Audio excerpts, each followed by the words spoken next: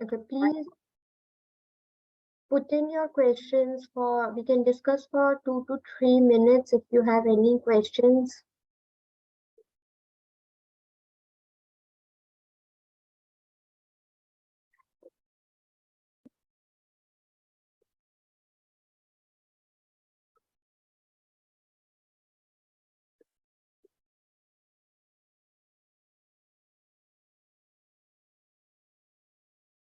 Just a second, I'll share screen first of all.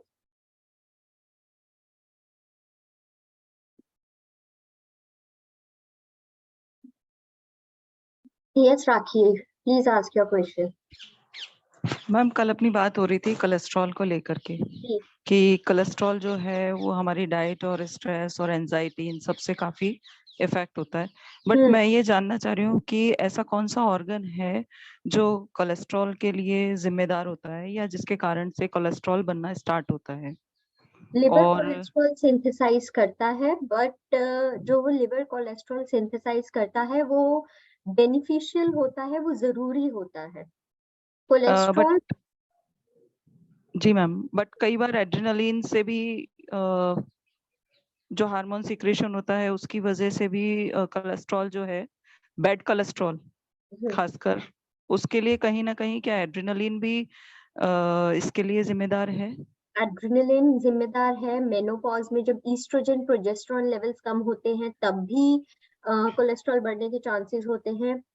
Polycystic ovarian disease में जब hormone imbalance होता है, aldosterone levels increase होते हैं, तब भी कोलेस्ट्रॉल बढ़ने के चांसेस होते हैं। Means liver and adrenal both are responsible for this hormone. Yeah. For this cholesterol. Yeah. Okay.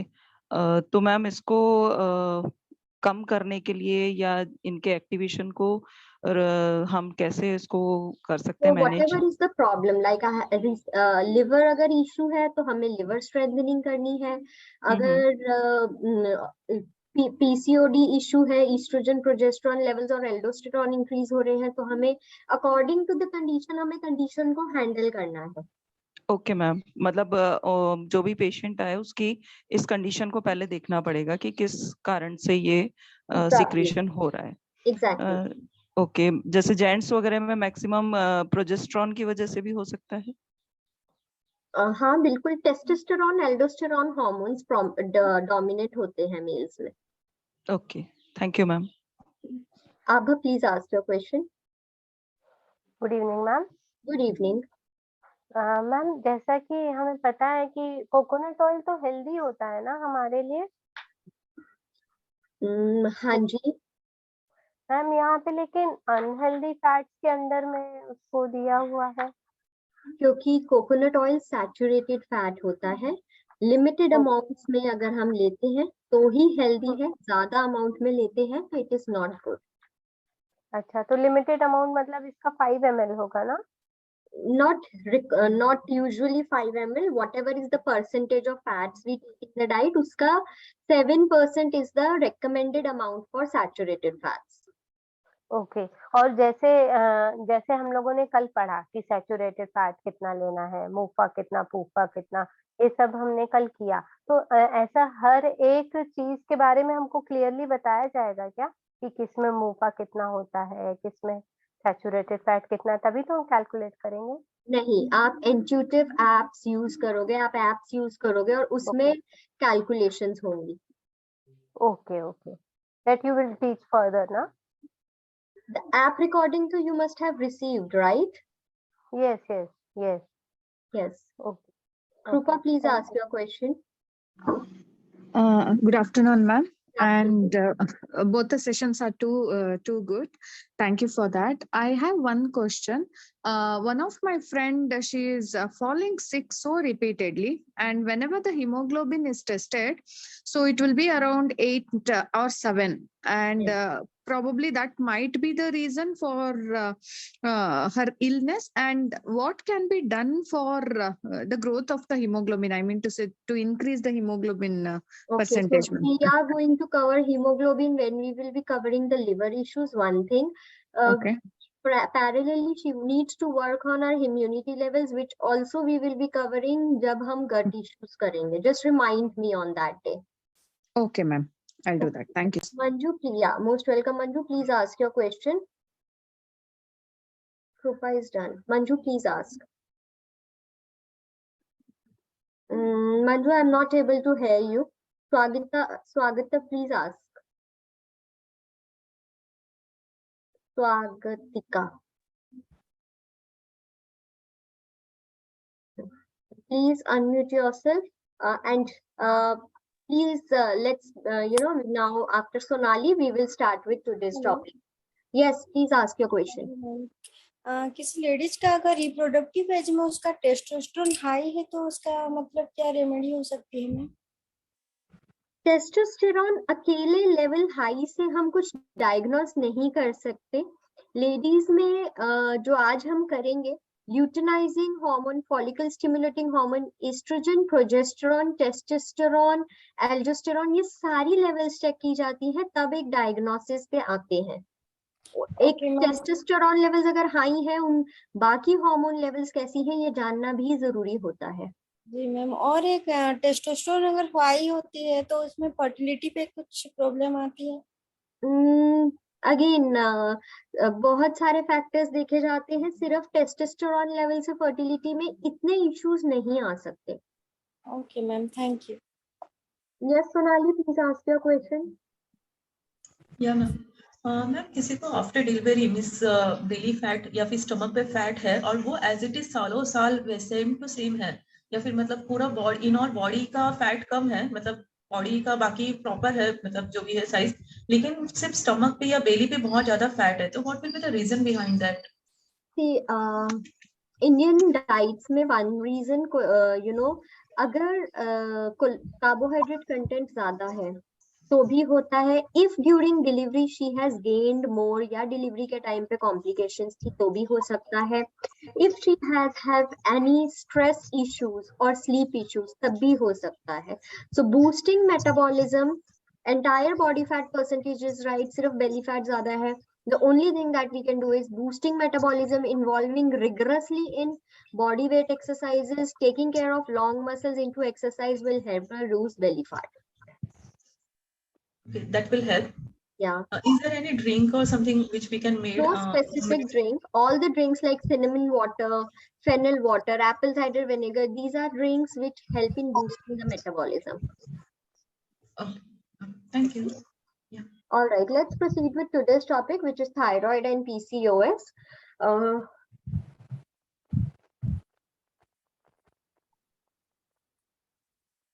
Okay. So when we are talking about thyroid एक ग्लैंड होता है जो हमारी नेक यहाँ पे विंड पाइप के आसपास एसोसिएटेड होता है. ये बटरफ्लाई शेप्ड ग्लैंड होता है and this is responsible for very important functions in our body, and one is metabolism. हर एक ऑर्गन का फंक्शन मेटाबॉलिज्म पे ही डिपेंड करता है. बीएमआर जब हमने किया था, हमने इस बारे में बात की थी कि metabolic rate means the organs जिनको एनर्जी चाहिए रेस्टिंग रेट पे the organs that require energy 24/7 उसे हम बेसल मेटाबॉलिक रेट बोलते हैं. सो थायराइड जो है वो मेटाबॉलिज्म को मेंटेन करने में, बूस्ट करने में, सप्रेस करने में बहुत इंपॉर्टेंट रोल प्ले करता है. थायराइड हार्मोन अगर बहुत ज्यादा प्रोड्यूस हो रहा हो बॉडी में तो हाइपरथायराइडिज्म कंडीशन होती है, एंड थायराइड हार्मोन अगर बहुत कम प्रोड्यूस हो रहा हो तो हाइपोथायराइडिज्म कंडीशन होती है. So basically as I told you कि थायराइड हमारे मेटाबॉलिज्म को रेगुलेट करता है, एंड हमारे मेटाबॉलिज्म को रेगुलेट करना मतलब जो भी न्यूट्रिएंट्स बॉडी को मिल रहे हैं उन्हें एनर्जी में कन्वर्ट करने का रोल मेटाबॉलिज्म का होता है. सो अगर थायराइड हमारे मेटाबॉलिज्म में ऑल्टरेशंस लाएगा तो energy utilisation will also be hampered. For example hypothyroidism में एनर्जी यूटिलाइजेशन हैम्पर हुई है, विच मींस बॉडी में एनर्जी की कमी है, and people because people feel lethargic, metabolism slow होता है. In hypothyroidism they start gaining weight, उनका वेट बढ़ने लग जाता है. And अगर hyperthyroidism है where too much of thyroid is produced by the thyroid gland, उस केस में बॉडी का मेटाबॉलिज्म बहुत हाई हो जाता है. एंड बिकॉज बॉडी में ऑर्गन्स बहुत ज्यादा तेज काम कर रही होती है, इसलिए बॉडी में थकान, टायर्डनेस फीलिंग रहती है. And the person start just a sec.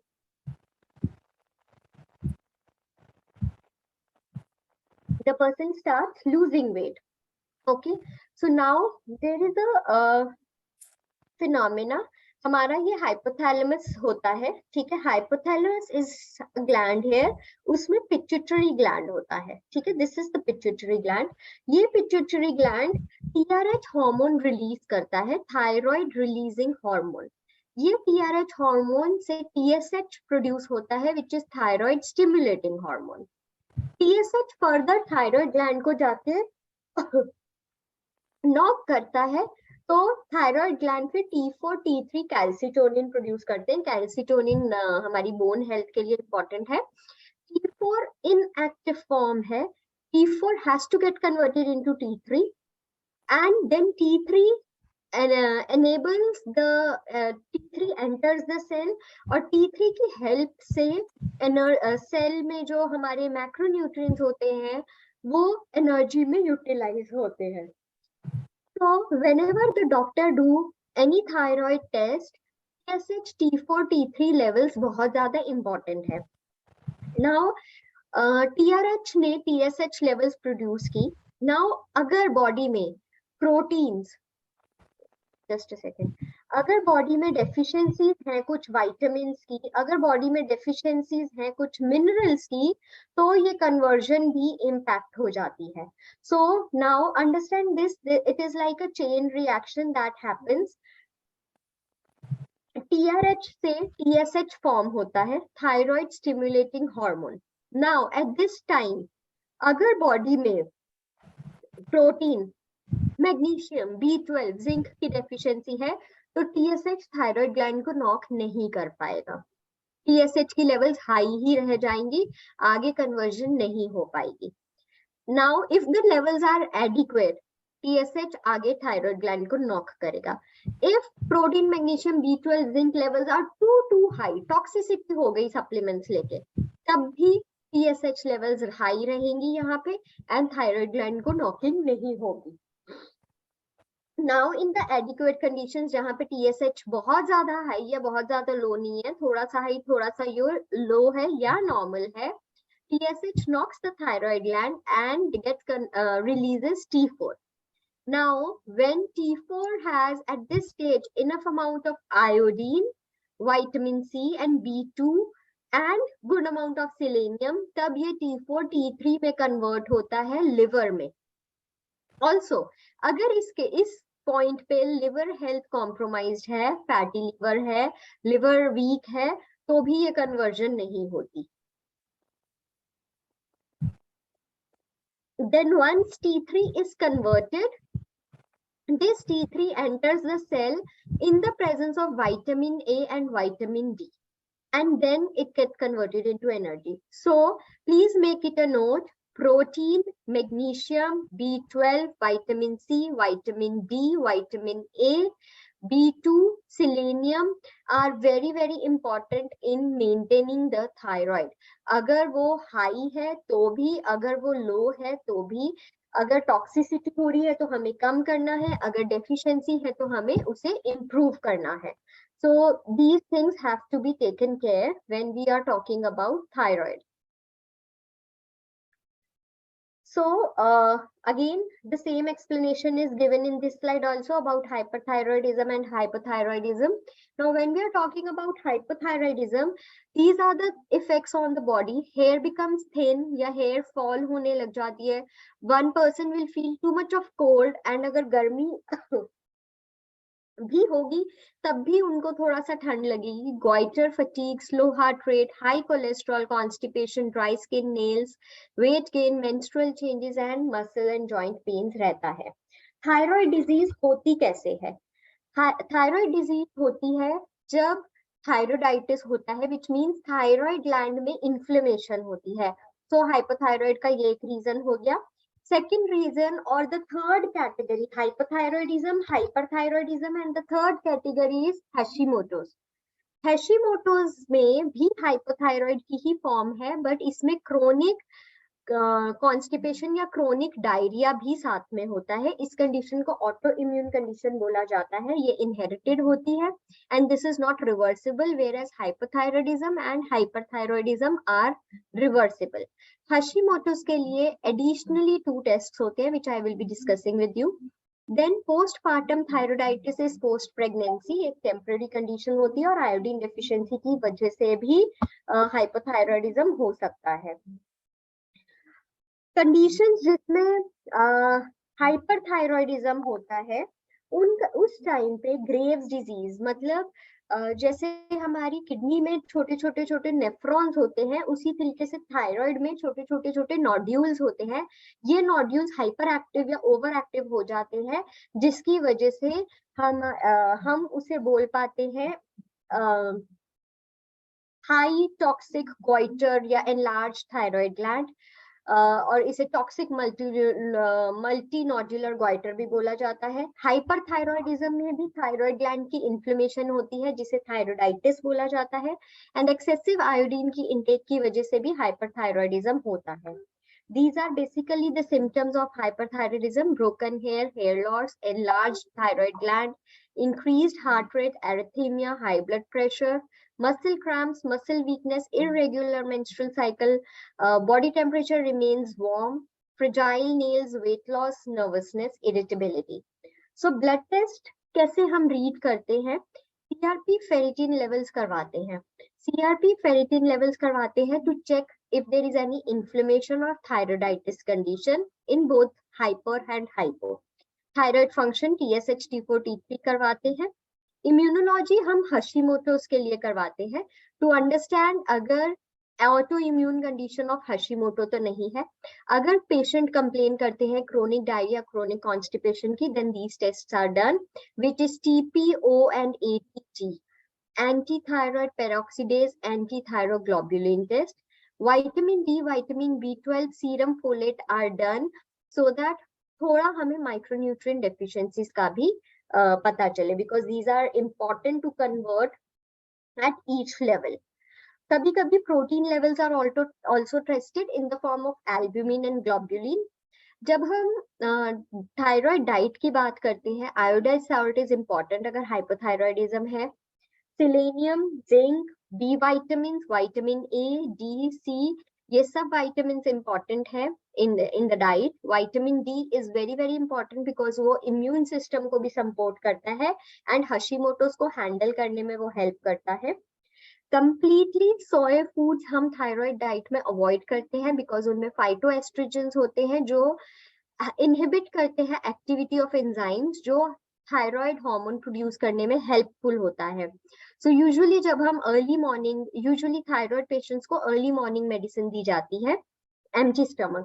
So जब early morning empty stomach medicine लेते हैं, so specifically उस टाइम पे हम कुछ चीजें अवॉइड करते हैं ताकि मेडिसिन का रोल प्रॉपर रह सके, and also any kind of soya food, milk, nuggets we will not be consuming. Cruciferous vegetables भी हम अवॉइड करते हैं, या वंस इन अ वीक हम प्रॉपरली कुक्ड फॉर्म में ले सकते हैं, जैसे गोभी, cabbage, broccoli, Brussels sprouts, collard greens, ये सारे वेजिटेबल्स क्रूसिफेरस वेजिटेबल्स में आते हैं, and we should be cooking them properly and then once in a week we can take them. Again in vegetables में गोइट्रोजन्स होते हैं जो इंटरफेयर करते हैं थायराइड मेटाबॉलिज्म के साथ। Now there is a close relationship between thyroid disease. What happens is जब किसी को थायराइड होता है एंड सीलियाक भी साथ में होती है, तो उस केस में हमें ग्लूटेन अवॉइड करना होता है। So what is coeliac is, this is the small intestine. Okay, in small intestine finger like projections होते हैं जो स्मॉल इंटेस्टाइन में से न्यूट्रिएंट्स लेके ब्लड में एब्जॉर्ब करते हैं. सो ये जो फिंगर लाइक प्रोजेक्शंस है इसे बोलते हैं विलाई. ये जब डैमेज हो जाते हैं, like they become short and they have space in them. Okay, so क्या होता है, अनडाइजेस्टेड फूड पार्टिकल जो हमारे यहाँ पे होता है स्मॉल इंटेस्टाइन में, these moves out in the undigested way in your blood stream. So इस कंडीशन को बोला जाता है coeliac condition. Okay, this condition is known as coeliac condition, जिस कंडीशन में हमारी डाइट में ग्लूटेन सब्ट्रैक्ट हो जाता है. Okay, so if the patient has celiac issues, gluten हम डाइट में से अवॉइड करते हैं. This is mostly in the case of Hashimoto's. Grapefruit juice, coffee, foods containing cotton seed, soy, walnuts and dietary fiber हम नहीं लेते at least till 4 hours of taking medicine. If you have taken medicine at 6 o'clock, 10 o'clock तक हम ये foods नहीं लेंगे because they interfere with the medication, and medication की वजह से जो हमारे hormones थोड़ा balance होना चाहिए वो नहीं हो पाता है. This is the sample diet for hypothyroidism. So basically जब हम hypothyroidism की diet बनाएंगे ये weight loss के plan पे ही बनेगी, because hypothyroid patients weight gain कर लेते हैं तो उन्हें weight loss करने की जरूरत होती है. Plus we will be cutting down the gluten from the diet, milk from the diet. Buttermilk हम include कर सकते हैं, curd include कर सकते हैं because these are the fermented products of the milk. And then if you see, हर जगह complex carbohydrates लिए गए हैं डाइट में, gluten नहीं लिया गया है, milk नहीं लिया गया है. Green tea is taken, walnuts, Brazil nuts usually are taken at night, and the best thing that is very very helpful in thyroid is cold pressed virgin coconut oil. This is miraculous, and without this your thyroid diet is incomplete. वो hyperthyroidism हो या hypothyroidism या anything related to thyroid, cold pressed virgin coconut oil has to be there in the diet. It can be in the early morning water, it can be at bedtime. Coconut हम diet में भी include कर सकते हैं, desiccated form में, किसी भी form में, but we need to make sure कि हम ज्यादा ओवरडू नहीं कर रहे क्योंकि वो सैचुरेटेड फैट है, तो हम एक लिमिट तक ही उसको ले सकते हैं. हाइपोथायरॉयडिज्म डाइट में भी वेट गेन की डाइट बनती है. Things all the conditions remain same in hyperthyroidism also, but हम कैलोरी डेंस डाइट बनाते हैं. हाइपोथायरॉयडिज्म डाइट में हमें बेसिकली डाइट में आयोडीन वाले फूड्स अवॉइड करने, बिकॉज आयोडीन की कंजम्पशन ज्यादा है या आयोडीन का अपटेक ज्यादा है, वो भी एक रीजन होता है हाइपरथायरॉयडिज्म का. तो आयोडाइज्ड सॉल्ट हमें नहीं लेना चाहिए. हमें कुछ मिल्क प्रोडक्ट्स होते हैं जैसे आइसक्रीम, चीज, योगर्ट, ये सब नहीं लेना चाहिए बिकॉज इनमें टायरोसिन लेवल ज्यादा होती है. We should not be having too much of vitamins and supplements because उनमें भी iodine level ज्यादा होती हैं. Sea fish will have more amounts of iodine. Herbal supplements will have more amount of iodine. Foods which have agar-agar, alginate, kunuri, carrageen, and foods which have dyes or colors that are used, processed foods, commercially prepared bakery foods should not be consumed in our diet. Eggs में भी iodine content and tyrosine content ज्यादा होता है, इसलिए eggs in any form should always be avoided. Soy products should be avoided. Understanding about Ayurveda concept, विशुद्धि चक्रा पे thyroid हमारा located होता है. ये पित्त और कफ दोष यहाँ पे होता है. It is also known as Agni because metabolism maintain होता है. 3 superfoods are amla because it has absolutely wonderful amounts of vitamins present in them. Banana because it has good amounts of B6, manganese, vitamin C, dietary fiber. All these things are in great amounts. So जो भी micronutrients होती हैं deficiency that is taken care, and It also helps in better transmission in the absence of thyroid. अगर थोड़ा सा imbalance है तो transmission में neurological problems नहीं होंगी. Coconut, as I told you, is very beneficial in each and every form. Then body massages, fasting, intermittent fasting, breathing exercises also play a very, very important role. Certain Ayurvedic formulations like Trikatu, Triphala, Shilajit, Brahmi, Arogya Vardhini Vati, and all the kinds of gugus are very, very important, and हम ये morning and bedtime drinks में include कर सकते हैं. There are certain yoga asanas that one should be doing, like Sarvangasana, Surya Namaskar, Paschimottanasana, Janusirasana, Halasana, and some bending postures. But जब आप thyroid के लिए ये आसन्स करते हो, आपको जब भी आसन परफॉर्म करना है, हमें breathe in and breathe out करना होता है. जब breathe in and breathe out करते हैं, you need to focus on your thyroid gland and do each asanas for at least 4 repetitions. Before we move on to PCOS, any questions specifically related to thyroid only? No other question, please. सिर्फ thyroid से related अगर किसी को question है पूछिए. Yes, Bridgelata. Good evening, ma'am. Good afternoon, ma'am. Good afternoon. Ma'am actually में मुझे ये पूछना था कि मैम अगर जैसे किसी का T3 लेवल नॉर्मल हो गया और T4 लेवल ज्यादा हो तो मैम इसका मतलब क्या होगा? Because excess T4 has been produced and because of lack of some vitamins, पूरा का पूरा T4 T3 में convert नहीं हुआ है. तो मैम हेल्दी क्या होगा? मतलब T3 लेवल T3 लेवल जितना होगा वो हमारी बॉडी में एनर्जी यूटिलाइजेशन में हेल्प करेगा. Ideally, all the T4 should get converted into T3 so that वो T3 फिर एनर्जी यूटिलाइजेशन में हेल्प कर सके. So now T4 is not getting converted into T3, थोड़ा सा हाई रह रहा है. उस केस में there can be vitamin D, vitamin A deficiency, which needs to be taken care along with taking care of all the other thyroid parameters. Okay, thanks, ma'am. Yes, Swagatika, please ask your question.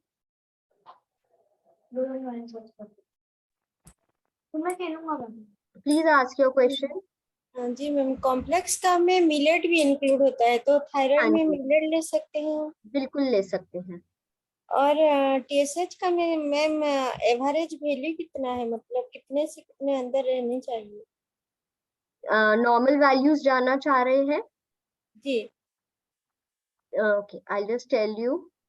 TSH की normal values 0.35 to 5 रहती हैं.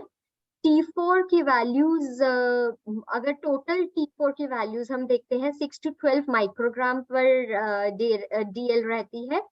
And अगर हम total T3 की value देखते हैं तो it ranges from 260 to 480 G per ml. And अगर हम TPO देखते हैं it should be less than 15. And अगर हम TBG देखते हैं it should be between 15 to 30 micrograms. Okay ma'am. और डायबिटीज और थायराइड का कुछ लिंक रहती है मैम? डायबिटीज एंड थायराइड दोनों चीजें ही अगर आप देखना चाहें तो लिंक होती है माइक्रोन्यूट्रिएंट डेफिशिएंसी. माइक्रोन्यूट्रिएंट डेफिशिएंसी अगर होगी तो डायबिटीज में सेल्स नॉक नहीं अंडरस्टैंड कर पाते. यहाँ पे माइक्रोन्यूट्रिएंट डेफिशिएंसी की वजह से थायराइड कन्वर्जन्स नहीं हो पाते. Okay ma'am. Okay, thank you. Prabir, please ask your question. Hello ji Prabir. हाँ, जैसे कोई थायराइड पेशेंट अगर है उनका शरीर में कभी गर्मी कभी ठंडा का बहुत ज्यादा महसूस होता है, इसका मतलब उनका हाइपरथायराइड होगा?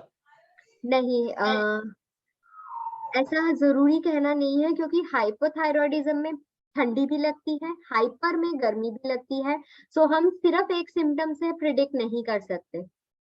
अच्छा अच्छा. तो अच्छा मैम, एक्चुअली क्या है कि कोई कलौंजी का जो तेल होता है ये थायराइड में कोई काम आता है?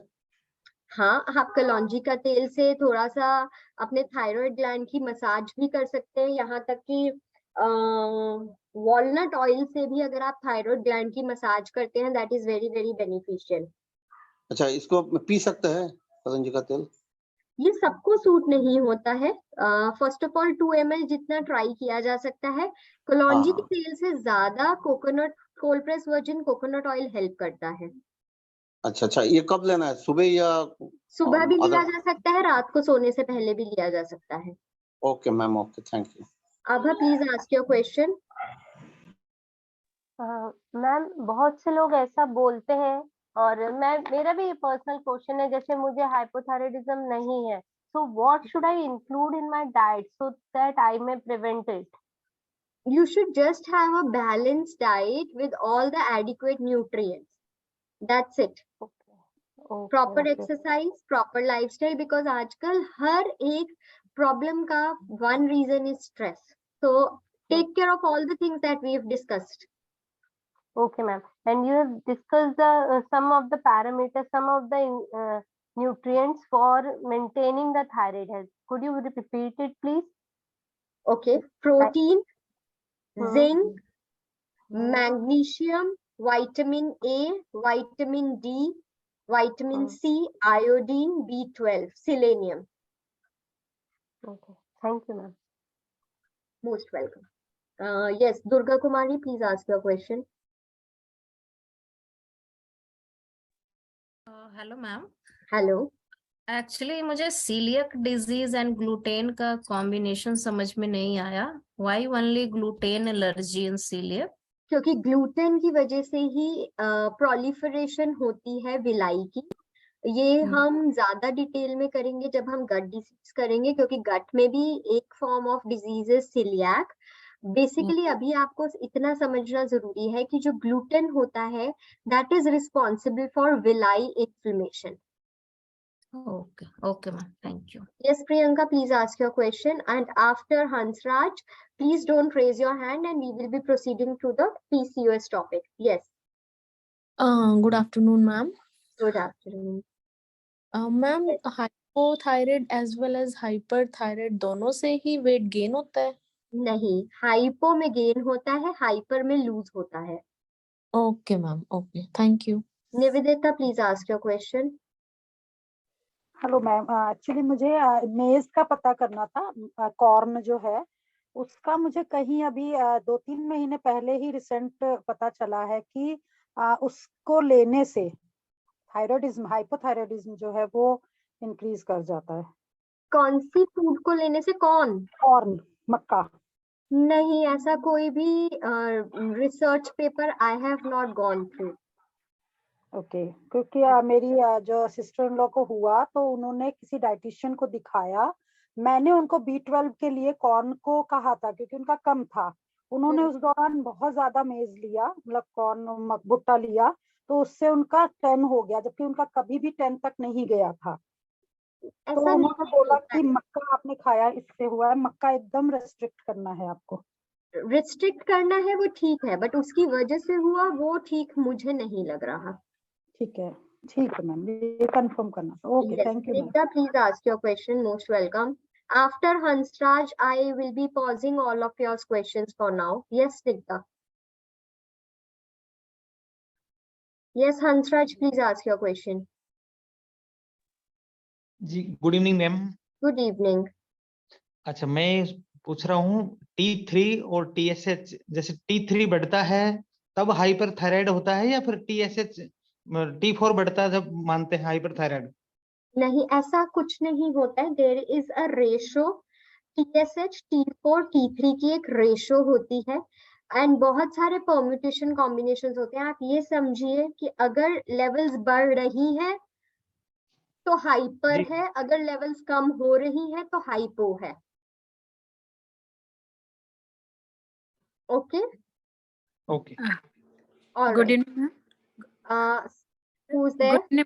Snigdha ma'am. Snigdha. Yes Snigdha. Ma'am, आपने बोला जो मेडिसिन खाने के बाद हमें जो खाना नहीं खाना चाहिए, कितने टाइम के लिए मैम? खाना खाया जा सकता है, बट मैंने कुछ स्पेसिफिक फूड्स मेंशन किए हैं, वो 4 घंटे तक नहीं खाने हैं। मेडिसिन के 1 आवर के बाद बाकी कुछ भी हम खा सकते हैं। ऐसे नॉर्मल 1 आवर के अंदर कुछ नहीं, जैसे चाय वगैरह भी मना करते हैं पीने के लिए, एकदम मैम फास्टिंग रहना है क्या? मतलब हाँ जी। ओके मैम, ठीक है। Okay, thank you. Please mute yourself. Coming on to PCOS, PCOS भी एक हार्मोनल इशू है जो विमेन को होता है, जहाँ पीरियड्स इरेगुलर हो जाते हैं एंड वहाँ this usually happens because many numerous ovaries develop and they fail to release the eggs. PCOS and PCOD काफी ज्यादा यूज किया जाता है। There is a difference between both the terminologies. PCOS rare होता है, कुछ लोगों को होता है, पीसीओडी कॉमन है। PCOS is because of the immature follicles that are there in the ovaries and PCOD एक metabolic disorder है जो hormones के imbalance की वजह से होता है। PCOS में cysts कम होती हैं, PCOD में cysts ज्यादा होती हैं। PCOS and PCOD both are because of genetic and bad lifestyle, because of wrong eating habits, but PCOS will have mental health issues as well and PCOD में कभी कभी इंसुलिन रेजिस्टेंस भी एक issue reason बन जाता है। हम PCOS को रिवर्स नहीं कर सकते, पीसीओडी को कर सकते हैं। पीसीओडी में मेडिकेशंस के साथ साथ कंसेप्शन हो सकती है। पीसीओएस में it becomes little difficult to conceive because risk of diabetes, risk of high blood pressure, obesity, endometrial cancers भी पीसीओएस में इंक्रीज हो जाते हैं। सो what are the symptoms of the PCOS or PCOD? Irregular periods, they become highly irregular as in 3-4 months तक नहीं आते, या the number of days जो 28 days का cycle होना चाहिए वो increase हो जाता है। एंड्रोजन बॉडी में ज्यादा बढ़ने लग जाता है जिससे कि फेशियल एंड बॉडी हेयर ज्यादा दिखते हैं। एक्नेस बढ़ जाते हैं, हेयर फॉल हो जाती है बहुत ज्यादा। पीसीओएस पॉलीसिस्टिक ओवरीज होती है जिसकी वजह से जो फॉलिकल्स हैं वो एग्स को सराउंड करते हैं, वो एनलार्ज हो जाते हैं and there is functional irregularities in ovaries. Excess of insulin is there. कभी कभी क्या होता है पीसीओएस में इंसुलिन भी ज्यादा प्रोड्यूस होने लग जाता है जिसकी वजह से एंड्रोजन लेवल्स और ज्यादा इंक्रीज हो जाते हैं और जिसकी वजह से ओव्यूलेशन में आगे जाके और ज्यादा प्रॉब्लम्स होती हैं। लो ग्रेड इन्फ्लेमेशंस भी होती हैं जिसकी वजह से एंड्रोजेंस प्रोड्यूस होते हैं and heart and blood vessel issues भी हो सकते हैं। Hereditary it can be heredity also. Complications में कंसेप्शन में प्रॉब्लम्स होती हैं, जेस्टेशनल डायबिटीज होने के चांसेस होती है, miscarriages, prebirth deliveries, non alcoholic hepatitis, metabolic syndrome में thyroid, diabetes, heart issues, high cholesterol level सब होने के चांसेस रहते हैं। डायग्नोसिस में usually blood profiles are done and extreme cases में ultrasound scans are done. So basically GnRH, जिसे gonadotropin releasing hormone, luteinizing hormone, follicle stimulating hormone, estrogen, progesterone, testosterone, aldosterone levels, इनकी ratios plus some usual tests like fasting sugar, thyroid levels, lipid profile, ये सब test किया जाता है and the conclusion is made by the gynecologist about what imbalances are there, which hormones are in higher amounts. PCOS की diet, because usually PCOS में weight gain होता है। जब PCOS में वेट गेन होता है तो हमारी डाइट जो है यूजुअली वेट के हिसाब से ही रहती है। ओवरवेट है तो उस हिसाब से वेट लॉस डाइट प्लान करेंगे, वेट नहीं बढ़ा है विच इज वेरी रेयर तो हम नॉर्मल डाइट प्लान करेंगे। So the principles remains the same. One additional thing that goes in the diet is seed cycling. Please make a note, this is something important and this without this the diet is incomplete. Seed cycling therapy, day 1 to day 14, 1 teaspoon each of flax and pumpkin seed. Day 15 to day 28, 1 teaspoon each of sesame and sunflower seeds. Okay, so seed cycling therapy की जाती है।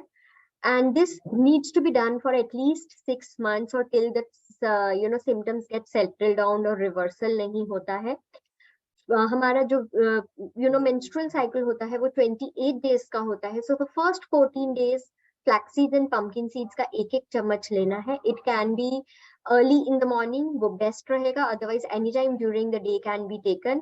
जरूरी नहीं है साथ में ही लेना है, अलग अलग टाइम पे भी लिया जा सकता है. सीड को रोस्ट नहीं करना है, रॉ लेना है, अनरोस्टेड लेना है. Can be grounded and taken, can be soaked and taken. Day 15 to day 28 sesame sunflower seeds लिए जाते हैं. And for example, if somebody is having irregular cycle, the number of days cycle का हिसाब से seed cycling का हम इसी हिसाब से रखेंगे. Okay, so please make a note, this is important, and without this your PCOS diet is incomplete. It will not have a great impact. Okay.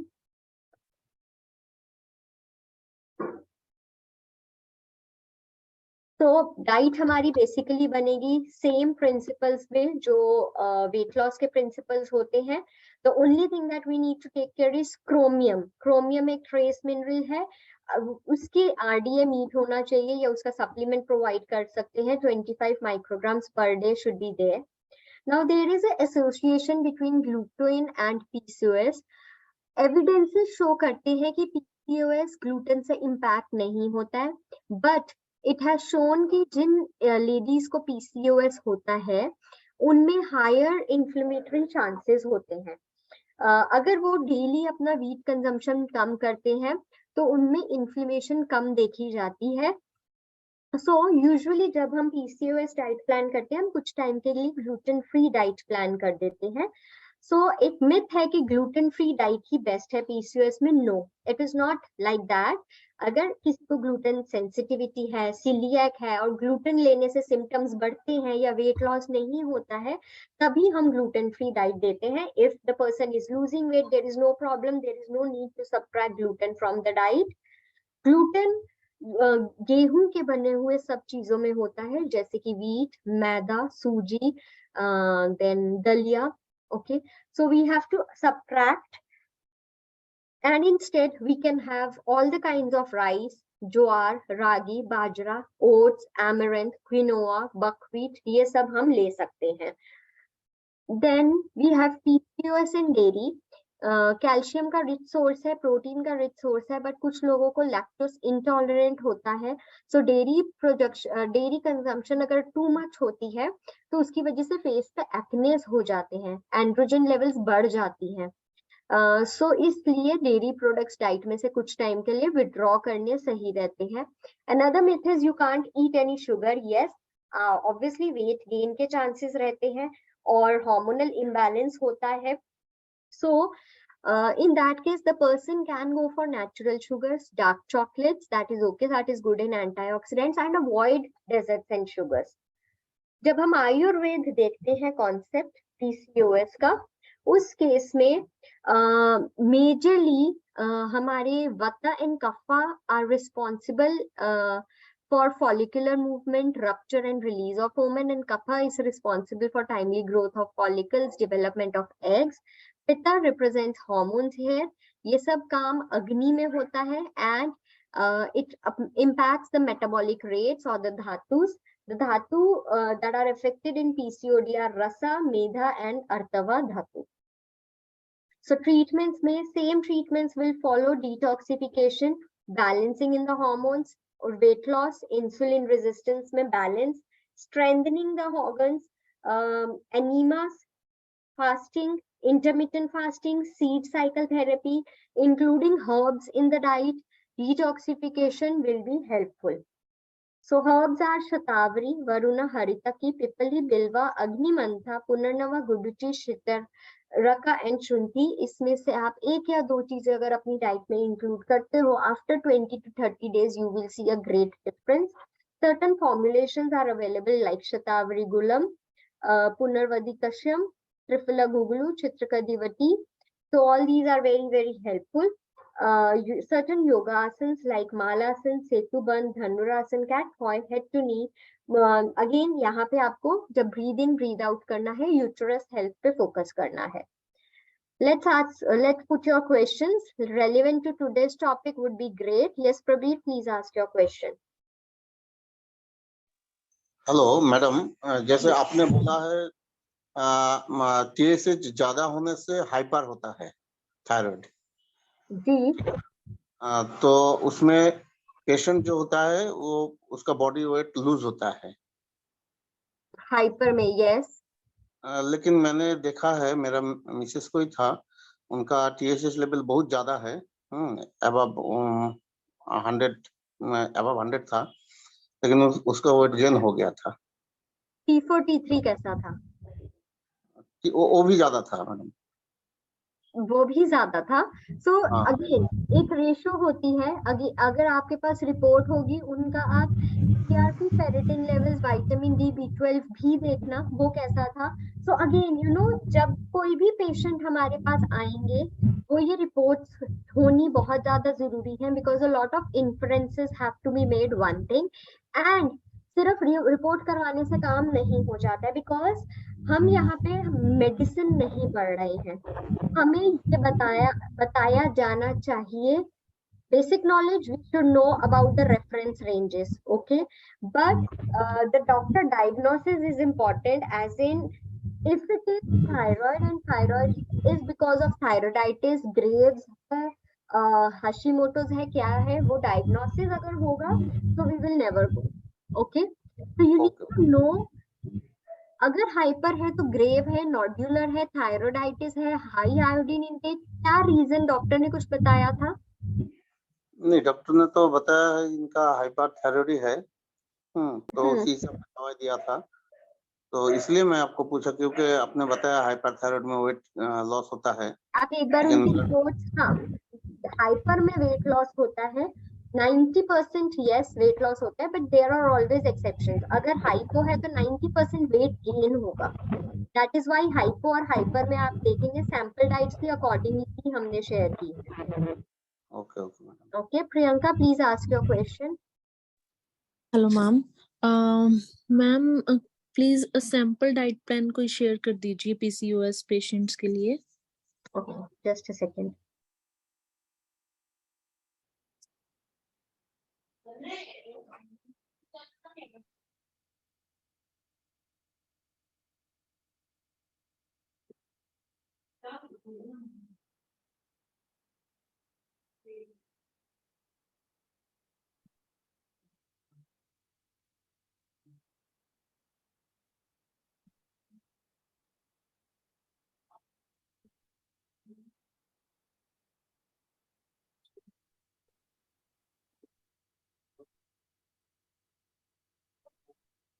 Just a second.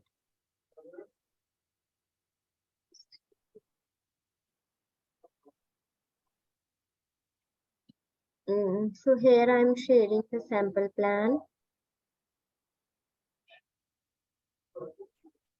Okay. Starting with seed cycling, then certain breakfast options which are either fermented or gluten free. Then halim seeds or chia seeds are also very beneficial in treating PCOS. The things which are marked in this color are also very, very important. Sprouted foods, fermented foods are nutrient rich and they are taking care of the nutrient requirements. Smoothies with one full handful of makhanas and then routine dinners with gluten free or milk restriction हम करते हैं. Chamomile tea in case the sleep issues are there. A smoothie that I have mentioned, this is a specific smoothie where these ingredients needs to be added.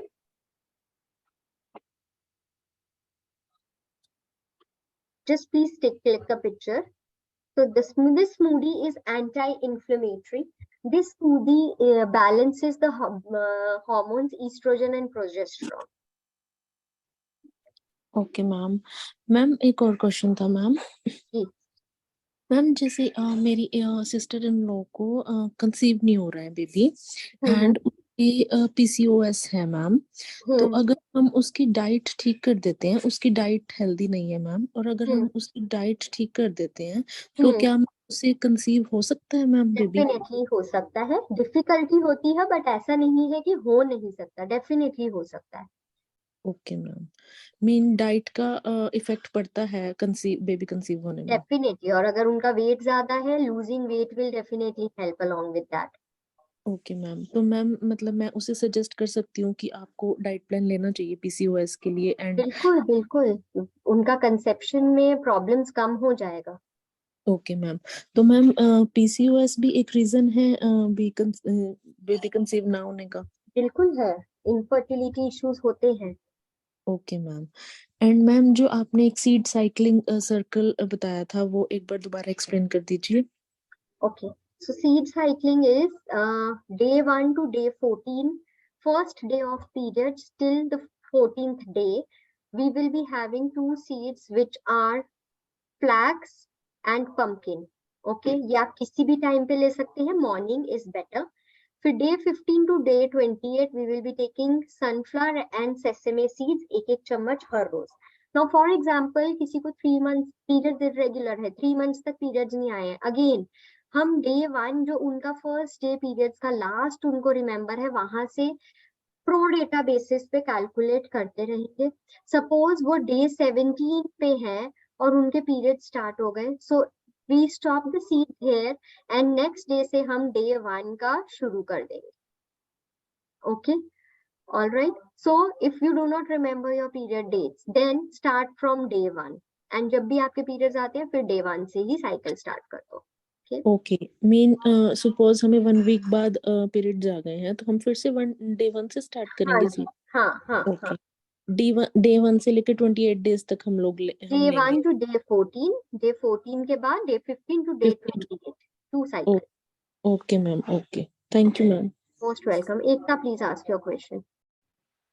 Ma'am one is जैसे आपने बताया कि coconut हम include कर सकते हैं for thyroid patients, तो अगर कोकोनट ऑयल नहीं लेना है तो किस फॉर्म में कर सकते हैं? Desiccated coconut, coconut milk. Okay okay, तो उसकी रेसिपीज बना के खा सकते हैं ji. Okay, and PCOS and PCOD दोनों में ही मिल्क रिस्ट्रिक्शन जरूरी है? बेटर रहती है, जरूरी नहीं है, जरूरी ग्लूटेन भी नहीं है, मिल्क भी नहीं है, बट बेटर रहता है। ओके, तो उससे प्रॉब्लम्स क्या आते हैं अगर वो मिल्क ले रहे हैं तो? Managing symptoms becomes little difficult in some cases. Okay, means जो उनका पीरियड साइकिल डिस्टर्ब्ड है, हाँ, उसके लिए ही बेसिकली हमारा मेन पर्पस रहता है कि पीरियड साइकिल्स डिस्टर्ब्ड हैं, पीरियड्स आ नहीं रहे हैं, ब्लोटिंग है, एक्नेस हो रहे हैं, sometimes you know there are issues like too much of bloating, gut issues proliferate हो जाते हैं, वेट गेन unnecessarily होता रहता है, जबकि कुछ भी डाइट में ज्यादा गड़बड़ नहीं होता है। So these are basically the issues. So we need to manage the disease, और डिजीज मैनेजमेंट के लिए अगर हम मिल्क को थोड़े टाइम के लिए अवॉइड करना रिकमेंडेड बोलते हैं। ओनली मिल्क या मिल्क प्रोडक्ट्स भी, पनीर, दही, छाछ? पनीर भी अवॉइड करते हैं, दही छाछ देते हैं बिकॉज दही फर्मेंटेशन से बनता है, एंड पीसीओडी अभी जो मैं सैंपल प्लान दिखाया, fermented foods are good. Okay, and PCOD में जैसे पीरियड्स रेगुलर हैं जी, ओके, बहुत तो लोगों भी के मिल्क होते हैं। हाँ, बहुत लोगों के होते हैं, पीरियड्स रेगुलर होते हैं। we continue to follow certain principles because now our aim is not कि periods regular है हम इस चीज को इग्नोर कर दें, फिर भी हमारा एम ये रहेगा कि हम चीजों को रिवर्स करें, because as the female's age will progress things are going to get worse अगर अभी तो फिर तो इन दैट केस अगर पीरियड्स रेगुलर है तो भी milk and milk products restrict रखें? नहीं, अगर उनका वेट नहीं बढ़ रहा है, उनको एक्ने इश्यूज नहीं हो रहे हैं, बहुत ज्यादा एग्रीवेटेड सिम्टम्स नहीं है, तो रिस्ट्रिक्शन की कोई जरूरत नहीं। ओके, अच्छा, अब वन क्वेश्चन इज कि एक 13-14 इयर्स की गर्ल को अगर एवरी 15 डेज पीरियड्स आ रहे हैं तो उसका क्या रीजन हो सकता है? Diagnosed by the doctor first of all, I don't know. Doctor ने तो एक्चुअली ये बोल दिया कि अभी स्टार्ट हुए हैं होता है maybe 6 because months of थोड़ा सा that. रहता है, हाँ डेफिनेटली। अगर स्टार्टिंग स्टेज है सो 6 months इरेगुलरिटी रहती है, कभी कभी 15 डेज में आएंगे, कभी बीच में 3-4 महीने भी नहीं आएंगे, तो स्टार्टिंग एक दो साल डिस्टर्ब रहते हैं। ओके हाँ, बिकॉज उसका वेट गेन भी हो रहा था, तो वेट थोड़ा कंट्रोल किया है, बट स्टिल अभी पीरियड्स रेगुलर, वो जो एक मंथली हो साइकिल है जाएंगे। वो you regular can start seed cycling, because seed cycling आपके हार्मोन्स एस्ट्रोजन और प्रोजेस्टेरॉन जो मेन 2 हार्मोन्स होते हैं उनको बैलेंस करती है। So to be on the safer side you can start seed cycling. उसका फायदा ही होगा, नुकसान कोई भी नहीं होगा। ओके मैम, और चिया सीड्स भी दे सकते हैं? हाँ वो भी दे सकते हैं। Thank you ma'am. Most welcome. Sonali please ask your question.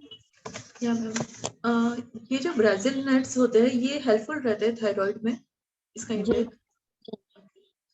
और मैम जैसे vitamin 1 to 2, not more than that. 1 or 2, yeah. और कुछ विटामिन एंड सप्लीमेंट्स ये सब आपने कुछ बताया, तो इसकी कोई लिस्ट है कि कौन सा विटामिन कौन से फ्रूट्स में या कौन से फूड सोर्स में अवेलेबल रहता है? Yes, there is a list. You will be opening your Intuitive app, put the nutrient in the nutrient tab, and you will get the entire list there. Okay, from that list, from that app, we can get that list. Okay.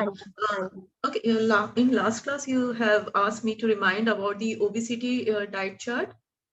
If possible, if you can show us. Not now because the time is over. Probably, okay. I think we can do that, Sonali, interactive में, क्योंकि कल छुट्टी है। Friday को हम देख लेंगे एक बार। आप जस्ट चैट में मैसेज ड्रॉप कर देना, एंड अगर फ्राइडे को भी टाइम नहीं मिला तो हम डेफिनेटली इंटरैक्टिव में सबसे पहले वो ले लेंगे। Okay ma'am, thank you. Rakhi please ask your question.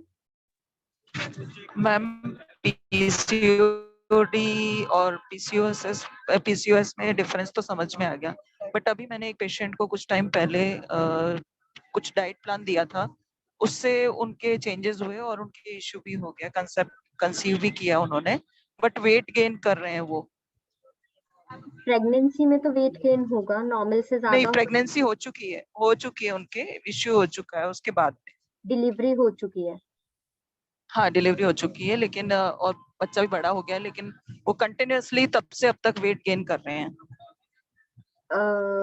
Wait और एक्ने भी हो रहे हैं। रीजंस हो सकते हैं, वेट गेन के बहुत ज्यादा रीजंस हो सकते हैं। First find out weight gain क्यों हो रहा है। There can be more than 20 reasons for weight gain. So find out why weight gain is happening. Irregular है साइकिल भी। हाँ, so irregular अगर साइकिल है तो आज की क्लास हेल्पफुल रहेगी आपको मैनेजमेंट के लिए। यही बिल्कुल। That's why I'm asking कि उनका जो वेट गेन हो रहा है इरेगुलर है साइकिल और कंटिन्यूअस उसके कारण वेट गेन हो रहा है, तो मे बी पीसीओडी और पीसीओएस इज देयर। हाँ, सो मे बी वाली कंडीशन को हम थोड़ा सा नहीं कंसीडर करते हैं। Tell her to go to the doctor and get it confirm कि पीसीओडी है या पीसीओएस है। मे बी वाली चीज हम हेल्थ के साथ तो नहीं प्ले आउट करना चाहेंगे ना, so we need the confirmation. Okay. Then Rakhi, sorry, please continue. Then we gave diet plan. हाँ, एक बार वो पहले after that. हाँ, पहले वो नॉर्मल डॉक्टर के पास जाएं, नॉर्मल डॉक्टर से वो डिस्कस करें, वो उनको सजेस्ट करेंगे कुछ टेस्ट, उसके बाद वो क्या डायग्नोस करते हैं, and then we come on to, उसके बाद डायग्नोसिस के बाद हमारा रोल स्टार्ट होता है। Okay, thank you ma'am. Yes, Manoj, please ask your question.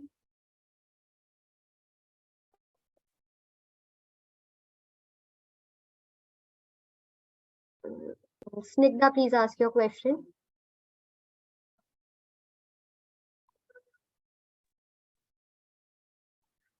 Hello. Snigdha, wait for a second. Yes. हाँ मैं पूछना चाह रहा था, गेहूं के आटे के साथ में यदि हम और आटा मिक्स करना चाहें, जैसे जौ का, चने का या रागी वगैरह का, तो कोई रेशो होता है इसमें मिक्स करने के लिए? हाँ, रेशोज होते हैं। आप 1:1:1 भी कर सकते हैं, 2:1 भी कर सकते हैं, आप 2 ग्रेन्स को भी मिक्स कर सकते हैं, आप 4 ग्रेन्स को भी मिक्स करते हैं। सपोज अगर आप 1 टेबल स्पून 1:1:1 रेशो बेस्ट रहती है। मतलब ऐसा जो टेस्टी भी रहे, जो जनरली हेल्थी पर्सन है, जिसको डायबिटीज कोलेस्ट्रॉल वगैरह भी है, एक हेल्थी पर्सन को एडवाइस, क्योंकि होल ग्रेन को हम ज्यादातर आजकल एडवाइस करते हैं, जैसे आप भी बताते हैं बार बार कि होल ग्रेन को एडवाइस करना चाहिए, तो जो टेस्टी भी लगे, जिसको खा भी सके वीक में एटलीस्ट एक दो बेस्ट बार या 3 इज बार। देखो टेस्ट तो हर एक का अपना अपना होता है। बेस्ट इज ओट्स चपाती, रागी बेसन की चपाती का कॉम्बिनेशन बेस्ट रहता है। सो हम बहुत ज्यादा ग्रेन्स को मिक्स नहीं करते। What I suggest the patients is कि आप थोड़ा थोड़ा 250-250 ग्राम हर एक ग्रेन का आटा रख लो। कभी आप सिंगल ठीक है। ग्रेन की रोटी बना लो, कभी आप 2 ग्रेन्स को 1:1 रेशो में मिक्स कर लो।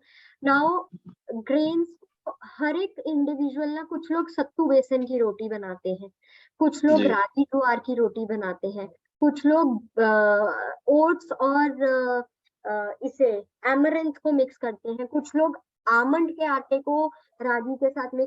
सो ये कॉम्बिनेशन बहुत सारे हैं। तो आई सजेस्ट 2 ग्रेन्स मिक्स करो 1:1 रेशो में, you get all the benefits. मतलब कहने का मतलब ये कि गेहूं के आटे में कुछ भी मिक्स करें बेटर रहेगा, वो थोड़े थोड़े अलग अलग बॉक्स में रख सकते हैं उनको, जैसा जी। चॉइस हो वैसा।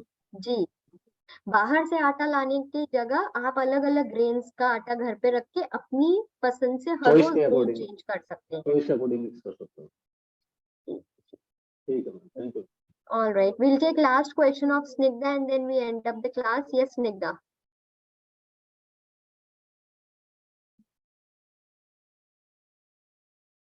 I think Snigdha is not able to. Hello. Yes, Snigdha. हाँ, गुड इवनिंग मैम।